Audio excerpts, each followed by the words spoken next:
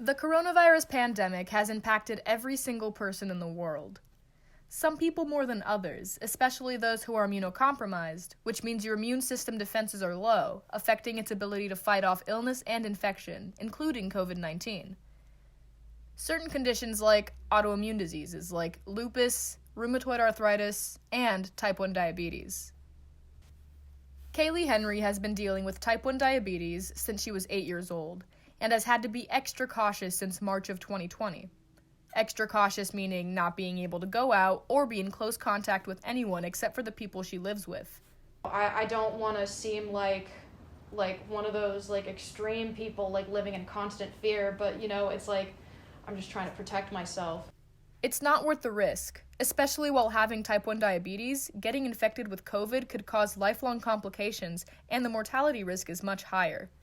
Anytime I'm sick with anything, it could be strep throat, it could be a sinus infection, literally anything, and for whatever reason, my body's first reaction is to vomit. And that really sucks for me because if I'm vomiting and I can't keep anything down, then I'm not ingesting any carbs, and when I'm not ingesting carbs, then I'm not getting any insulin. With type 1, you have to manage your blood sugar by taking an amount of insulin for the certain amount of carbs a snack or meal has. I punch in the numbers into my insulin pump, and then it pumps the insulin in me while I eat, so I don't die. Although times are very hard and scary these days, Kaylee tells me how she focuses on the concept that this is only temporary and uses strategies to manage the extra time on her hands.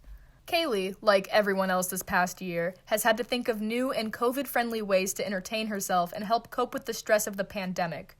Things like gaming and talking with her friends over Discord, cooking and creating new snacks, and spending quality time with her furry and feathered friends.